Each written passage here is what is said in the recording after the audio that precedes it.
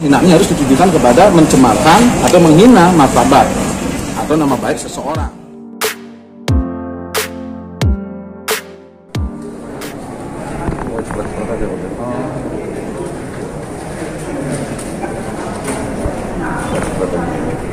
Kan di luar dong.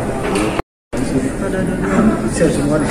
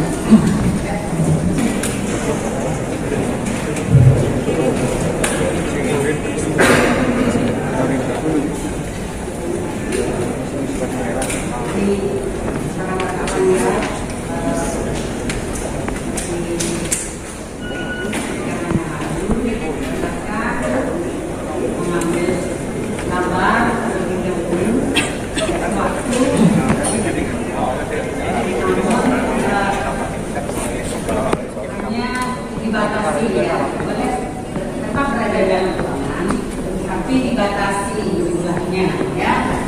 Kita karena melihat kondisi ruang sidang dan untuk tetap menjaga protokol kesehatan saya, itu ya kawan. Ahli pidana ini juga menarik karena pertama soal pasal 27 ayat 3 Undang-Undang ITE itu mengacuinya ketika pasal 310 KUHP yang intinya adalah dia delik aduan. Dalam konteks delik aduan maka yang menjadi korban itu adalah seseorang karena unsur penghinaannya harus ditujukan kepada mencemarkan atau menghina martabat atau nama baik seseorang. Nah kemudian si pengadunya harus korban. Nah dalam konteks ini kemudian kalaupun si pengadu memberikan kuasa kepada seseorang, itu dalam hukum pidana tidak dikenal sebetulnya. Kuasa pengaduan itu tidak dikenal. Jadi menurut kami ya sebenarnya pengaduan yang dilakukan oleh ID Bali ini tidak sah. Terus yang kedua kami juga mempertanyakan bagaimana dalam proses pengaduan itu kemudian ada satu surat pengaduan yang seharusnya dibuat oleh si pengadu tapi dibuatkan oleh polisi dan isinya yang dibuatkan itu adalah melebihi surat kuasa yang diterima si pengadu. Ahli pidana juga menyatakan itu tidak benar secara hukum, itu tidak sah hukum. Jadi sebetulnya persoalan legal standingnya ini sebetulnya legal standing ID ini menjadi gugur dalam konteks mewakili ini. Kemudian soal pasal 28 ayat 2 ini ahli juga menjelaskan bahwa semua entitas ini terlalu luas. Dan juga mengamini bahwa ini bertentangan dengan lex certa dan lex stricta dalam konsepsi asas legalitas, gitu. Sehingga sebetulnya kendati menyatakan bahwa soal ujaran kebencian itu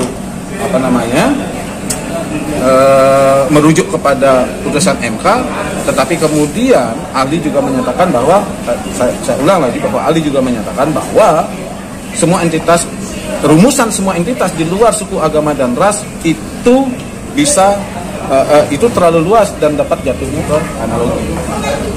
Nah, lalu juga ahli dalam konteks penegakan hukum pidana, ahli juga menyatakan bahwa harusnya hukum pidana itu ultimum remedium maka hukum pidana menjadi jalan terakhir, harusnya dilakukan somasi atau dilakukan upaya mediasi dan segala macam.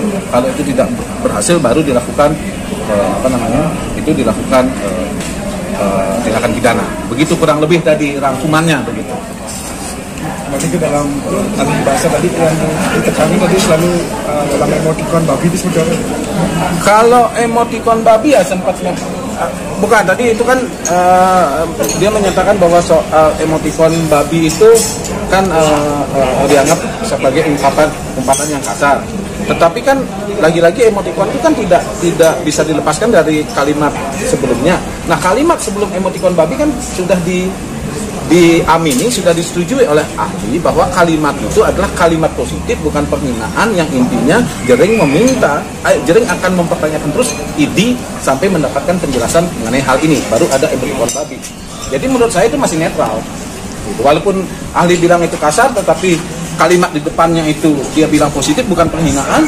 Ya bagaimana satu kalimat yang bukan penghinaan tiba-tiba langsung menjadi penghinaan hanya karena ada emotikon babi? Yang kami bilang tadi sambil bercanda, emotikon babinya cute, memang benar cute, lucu, malah lebih keras muka saya daripada babinya.